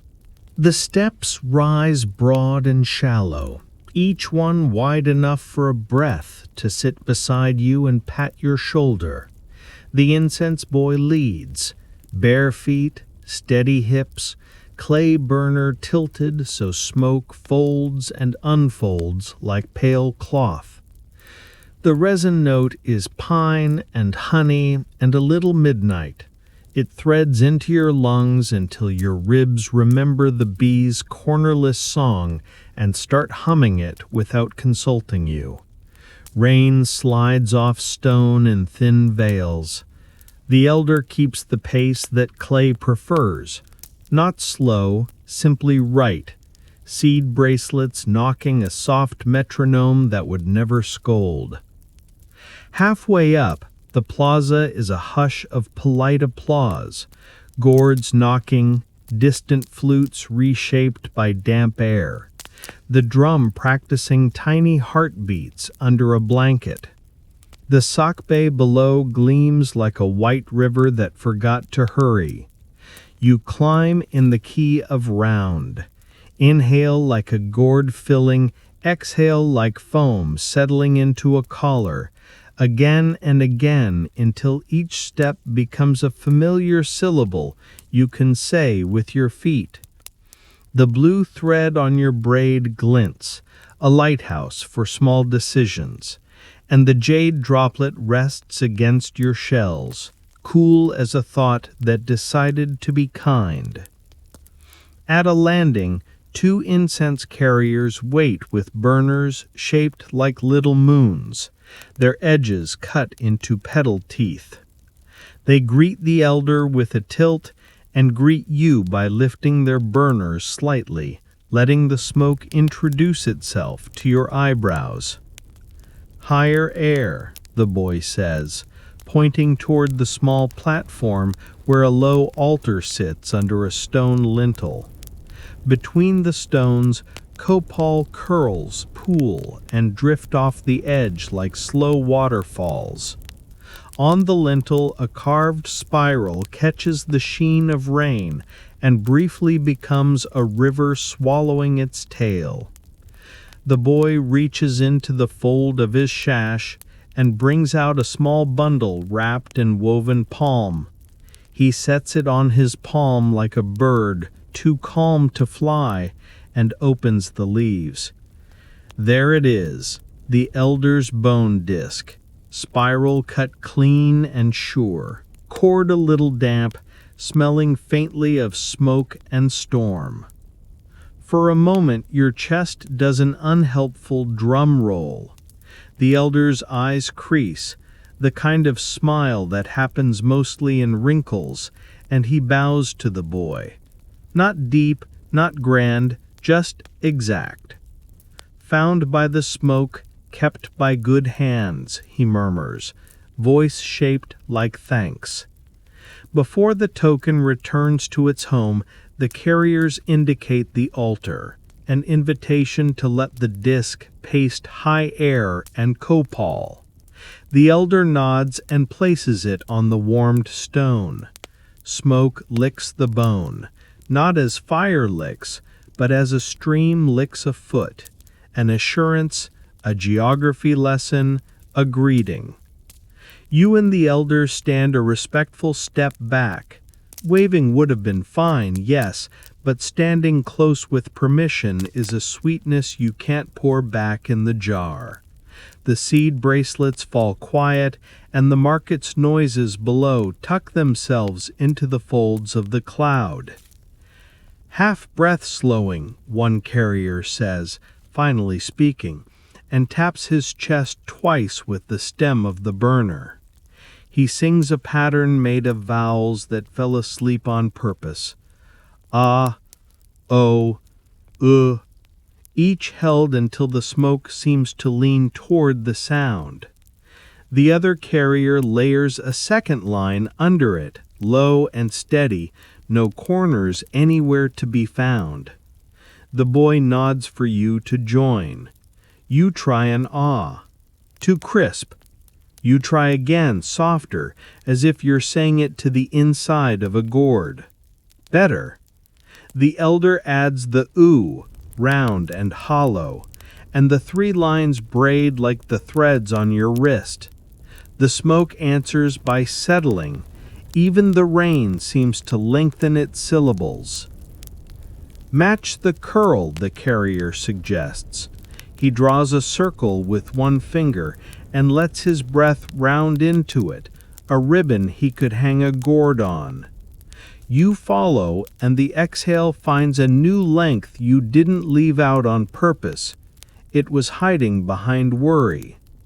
As the last ah fades, the boy lifts the disc, holds it above the burner for one more spiral of scent, then turns to the elder. Now it remembers home, he says, and the elder extends his wrist as if offering the day a comfortable chair. You've seen deft hands today, clay hands, bee hands, drum hands, but the boy's knot is its own small ceremony. He ties the cord with that sleeping ear knot the elder used on you at dawn, pulls it snug but not bossy, and taps the spiral once to settle its memory. The bone is warm from smoke. The elder exhales, long, round, grateful, and the seed bracelets begin talking again, as if they were waiting for the story's next sentence before reminding anyone they were there. He touches your braid, shells, blue thread, jade droplet, copal tassel, and then touches the disc. No one lost, only the map went walking, he says. The carriers share one more lesson, the kind that pretends to be about incense and is actually about people. When the burner swings, we let the bowl lead the rhythm, not the arm, he explains. Heavy things are happier when invited to dance. He demonstrates a small pendulum that sets its own meadow of time. You imagine your earlier drum, your early whisk, even your first cautious pours of cacao. Let the stick fall, invite the bubbles, pour from a height that catches tame birds. The market has been telling you the same joke in different costumes all morning. You decide to be the kind of person who laughs every time. A tiny problem tries to sprout. Your sandal's sole, damp, kisses the slick edge of the step. Before worry raises its hand, the elder's palm is already at your elbow, the jade goblet taps your wrist, and your foot corrects itself with the discernment of a potter rescuing a sagging rim. Carry what listens, the carver said. Apparently, your ankle listened too. The boy hides a smile for your dignity. The carriers pretend not to notice, because kindness likes to work off stage. When the offering feels finished, no bell rings, yet somehow everyone knows. The elder lifts the disc to his lips, not kissing, only breathing on it once as if to add his line to the day's sentence. He tucks it under the seed bracelets where it belongs, It looks like a moon found by friendly gravity. He thanks each carrier with a touch at the shoulder, and thanks the boy by tapping the stem of the burner, a light clink that sounds like a pebble deciding to be music. Down the steps the plaza opens again, rinsed and bright, the market already rethreading its patterns, cacao whisking, gourds clinking, the chalk line redrawn crisp as a promise. The elder's stride lengthens a thumb's worth now that his wrist is itself again. He glances sideways, a sparkle of mischief returning.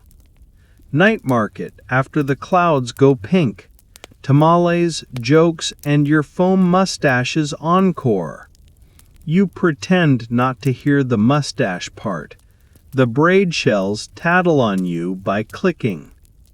The smoke writes a last small spiral in the air and drifts away, satisfied with a job kindly done. The clouds thin until they are only light held loosely, and the plaza exhales. Evening steps in with bare feet, and the first lamps wake, little bowls of flame nested under palm eaves, their light cupped like sleepy birds. Damp stone keeps its cool, blessing ankles. The air smells newly combed, cacao, wet leaf, a soft ribbon of copal lingering because night is a romantic. Fireflies start as punctuation marks and then become entire sentences, drifting above the sock bay until the white path looks sprinkled with lone stars. Someone laughs, someone tunes a flute to the color of dusk, and somewhere a gourd knocks a friendly syllable. The elder's bone disc rests easy under his seed bracelets. He sways once, twice, finding the courtyard's nighttime tempo. Vendors return with evening faces, daylight gloss traded for lamplight calm. The cacao auntie ladles from a night pot, thicker, darker, a lullaby humming inside the gourd. She dusts your cup with a polite pinch of chile because she likes you now, and also because if you doze too fast, you'll miss the jokes. The foam behaves, a neat collar. Your upper lip considers mischief, and this time chooses dignity. Across the plaza, a drum tries a slow heartbeat and then decides to keep it. Tamales arrive wrapped in leaves that remember rain. A bundle opens on your palm like a present from someone's careful grandmother. Masa tender as a kind thought, braised beans tucked inside like dark moons, a ribbon of roasted chili, brave but not bossy, and a delicate trail of Melipona honey that should be wrong and isn't. The elder demonstrates the approved motion. Peel back, fold down, breathe, bite. He narrates with a nod. This is not a race. It is a slow ceremony with benefits. When a tiny comet of filling tries to escape, you intercept with gourd and pride, earning murmured applause from 3 stalls and a grin from the chalk boy. Lantern light stitches faces into clusters. The jade carver, sleeves rolled, cups his hands around an ember as if warming a pebble. He taps your green droplet where it rests beside the shells and asks, "Still listening?" The stone answers by holding a small warmth that keeps time with your pulse. The gourd maker swings by with rattles that have decided to be stars and teaches a nighttime rhythm soft enough to tuck under a pillow. The salt woman shakes 1 grain into your palm for luck. It vanishes like a kind word that prefers to work in secret. The potter slides past, checks your shell-pressed bowl under its cloth tent, and gives you a conspiratorial thumbs up. Jokes arrive the way swallows do, in friendly loops. The elder recounts your heroic morning pour with the solemnity of a priest retelling a miracle of minor chocolate. The cacao auntie pretends to faint against a stack of gourds. You counter by unveiling the latest in cutting-edge jungle cosmetics, your mosquito mud sunscreen, a tasteful clay smear applied to your forearms with tremendous dignity. Matte finish, you whisper. The potter snorts. Excellent product placement. The beekeeper offers a limited edition upgrade, a single drop of honey at each wrist, to attract only kind admirers. The incense boy drifts through, adds a dab of copal scent, and announces you officially irresistible to friendly breezes. Children weave between knees with baskets of toasted squash seeds that rattle like polite rain. They trade you a handful for a tiny chalk drawing on the sock bay, 2 shell crescents at the lip of a bowl, your pottery accident enshrined as myth. The chalk boy bows as if unveiling a temple, then offers you the stub for signatures. You draw a spiral the way your palm remembers it. The incense boy, passing with his moon burner, adds a loop of smoke that briefly makes your drawing look like it's thinking. Everyone approves of this collaboration between chalk and air. Your blue thread winks, pleased that clear paths can also be doodles. At the plaza's edge, a storyteller begins with the most reliable of openings. A cough, a grin, a pause long enough to make the stars adjust their chairs. He tells about a seed that chose a pocket, not a furrow, and grew a traveling garden. Everyone nods because pockets have been misused on worse. He tells about a crocodile who mistook a canoe for a cousin and followed it downstream to exchange gossip with the river. The drummer adds tail thumps from the far corner. He tells about a bowl that went into the fire uncertain and came out ringing like a small promise. Your shoulders loosen into those rings until you are mostly promise yourself. A minor weather of moths discovers the lamps. Vendors add gentle hands to the night and redirect the tender fools away from flame. You join, cupping the air, ushering fragile triangles into safer darkness. The elder makes a formal announcement that you have been promoted to Assistant of Small Directions.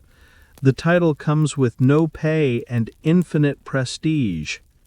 The salt woman pins a single crystal to your palm, ceremonial, dissolving, a reminder that small things leave sweetness when handled kindly.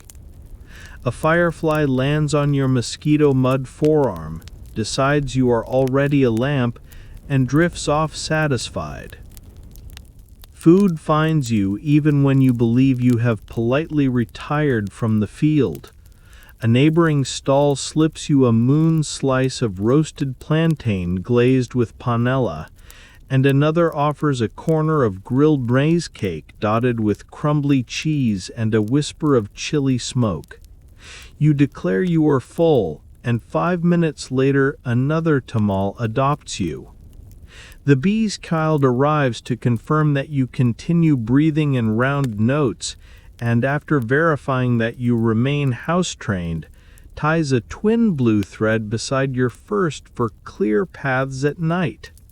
Your whist now hosts a tiny conference, shells clicking minutes, stone holding steady, threads agreeing to be stars. Music drifts from narration to lullaby. The flutes lower their voices until the plaza seems to breathe in one chest. The drum goes from sentence to punctuation to a slow, friendly dot. The jade carver's paste gives one pebble an afterglow that you can feel with your fingers. He lets you hold it and promises to take it back before you sneak it into your pocket in your sleep. The potter returns the burnishing pebble's twin and orders you to rub 3 small circles on your own breath. It works. Your temples dim, the world softens at the edges, and the market's noises stack themselves into pillows. When the lamps settle into their smallest selves and the fireflies begin to write their last loops, the elder touches the bone disc and then your braid, closing a tiny circuit. Night market knows your name now, he says. The market seems to nod. Baskets breathe out. Gourds sigh inward. Even the chalk line keeps its place as if it promised not to wander. Your mosquito mud sunscreen dries into pale constellations on your wrists. You decide to leave them, secret maps just for you.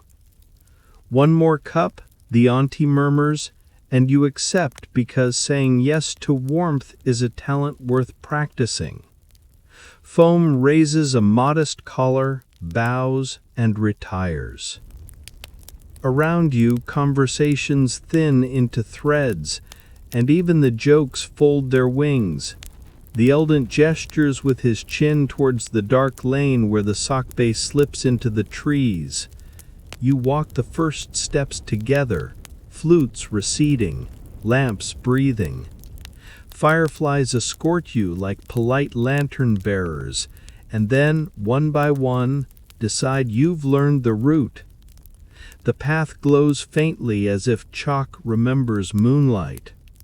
Your braid taps time, the jade droplet settles like a small green moon against your skin. You breathe the bee's rounded note and keep walking, easy and companioned, towards whatever the night has promised next. By the time the lamps grow small and the plaza breathes in long vowels, the market has tucked itself into emberlight. Coals wear their own constellations. A thin ribbon of smoke curls from a last copal bowl and writes a calm sentence across your sleeves. The elder's seed bracelets keep a softer rhythm now, thumb brushing the bone disc's spiral as if rereading a favorite line. Your whist holds its tiny counsel, shells clicking minutes, jade droplet keeping green patience, twin blue threads approving the darkness, copal tassel perfuming the quiet. The path out waits, patient as a hammock, but goodbyes here are stitched with slow hands. You stop at the cacao auntie's stall first because partings prefer warmth. She ladles from the night pot, the chocolate thicker than grammar, the kind that persuades silence to purr, and dusts the surface with a breath of Chile and a thumbprint of Melipona honey. For brave dreams, she says. Then tilts your gourd just high enough to encourage a modest collar. Your upper lip, having learned dignity, keeps its composure. Progress, the elder teases, and the auntie taps your shells like bells. Approval granted.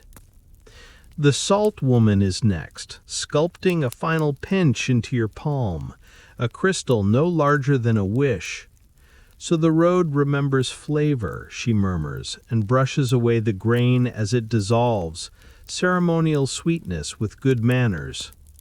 The gourd maker slides a woven sling around your travel cup and knots it through your braid, the sleeping ear knot you've learned in your bones. For walking, he says, hands free for goodbyes. The sling makes a small music against your shells. Your jade droplet agrees with a green hum you can feel more than hear. From the potter comes a promise. Your shell-printed bowl naps under its cloth, drying into the patience it will need for fire. She presses a small stamped token, spiral and bee, into your palm in the meantime. A placeholder, she smiles. Take the song now, the bell later. You tuck the token into the sling beside your gourd. It clicks once, a tiny rehearsal of the sound to come.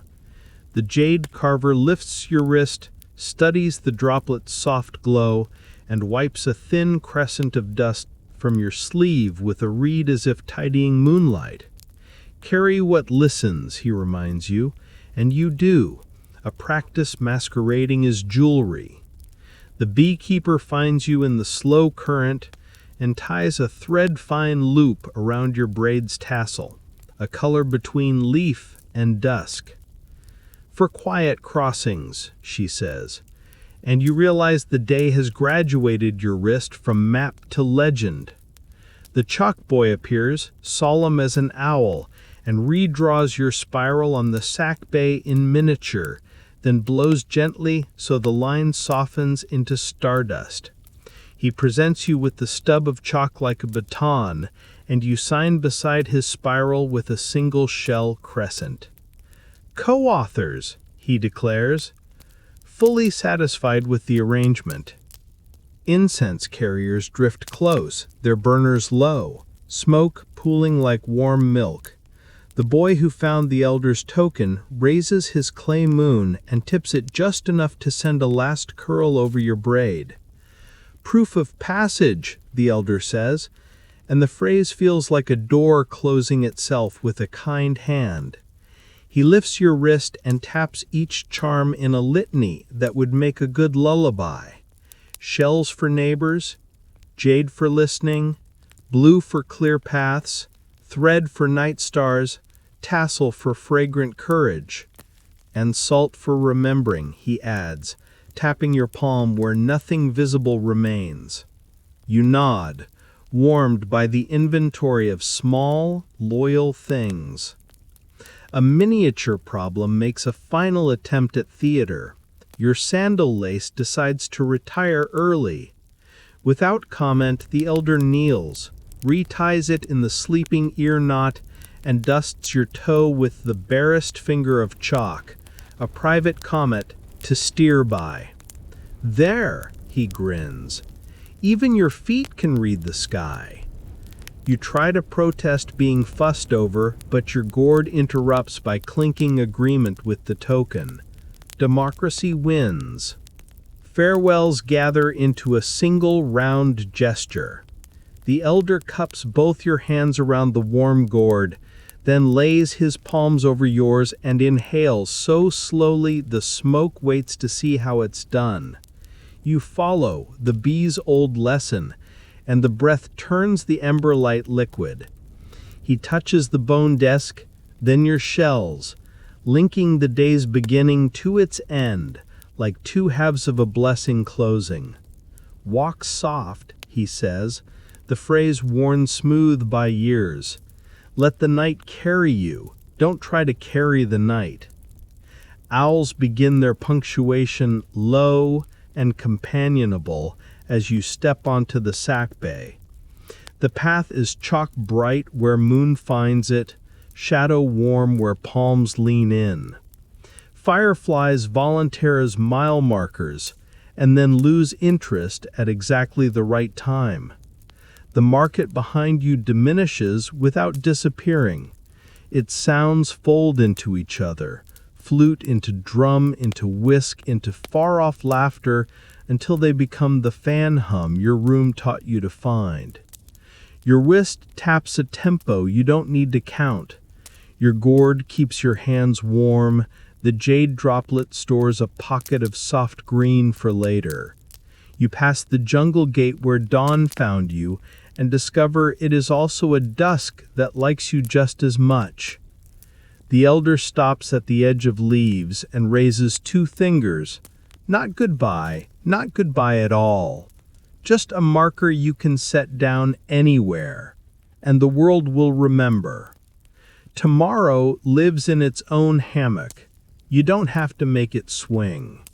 You promise, yes, softly, the kind of yes that doesn't wake birds.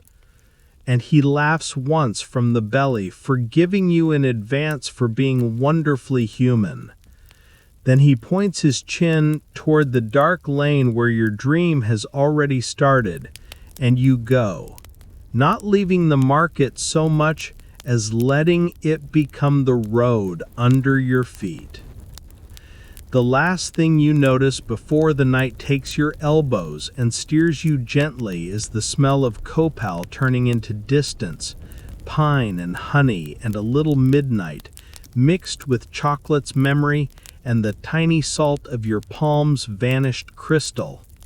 You breathe it in, circle-shaped, and the path breathes you back. Somewhere behind you, an ember settles and sighs. Somewhere ahead, an owl edits the dark.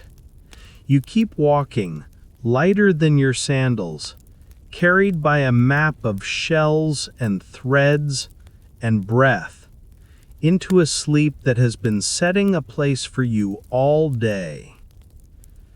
The Langston voices are far now, and the jungle is only a soft seam holding sky to earth. Your steps blur into one another until they feel more like floating than walking, more like being carried than moving. The gourd is warm against your palms, the sling a friendly line along your wrist, and everything you learned, the round breath, the quiet hands, the gentle jokes you tell yourself at exactly the right time, arrives with you, weightless and ready to be pillows. Somewhere a bell very small rings the way fired clay rings when it keeps a promise, and you understand it without opening your eyes. Now let the story thin into hush, like smoke becoming a ribbon of cool air. Let your breath lengthen, not because you make it, but because it remembers how, the way a river remembers the bend that turns it toward home. In through the nose, easy, soft, round, out through the mouth, looser, slower, longer. With each exhale, unbutton the day, one small worry at a time, until it hangs neatly and can wait for morning. Your hands are warm around a simple cup. Your wrists are light with friendly shells. The path ahead is uncomplicated, a pale thread in soft dark, and even the owls agree there is nothing urgent left to say. Feel how your forehead smooths, how the corners of your eyes soften, how your jaw remembers it doesn't have to hold anything. Shoulders drop by their own good sense. The breath moves like bees' cornerless song, rounding out edges, brightening dim rooms inside the chest, then settling as a calm guest who knows where the tea is. If a thought taps your shoulder, offer it a seat. Tell it you'll listen tomorrow. If another thought tries juggling, let it set the balls down and nap. You have practiced kindness all evening. Now let that kindness practice you. The room's small noises, fan hum, quiet street, distant water, braid themselves with the night sounds you carried back. A last whisk, a far drum, leaves counting stars, a shy bell agreeing to be small. All of it is pillow sound. You don't have to travel anymore. The market has already walked you to the door of sleep, tied a neat knot, checked the chalk line, and smiled. You step through with your breath as your lantern, steady and dim on purpose, and the dark holds you without asking questions. Let the last exhale empty like a gourd turned tenderly on its side. Let the inhale arrive when it wants. You are safe. You are carried. You are home. End of story. Sweet dreams.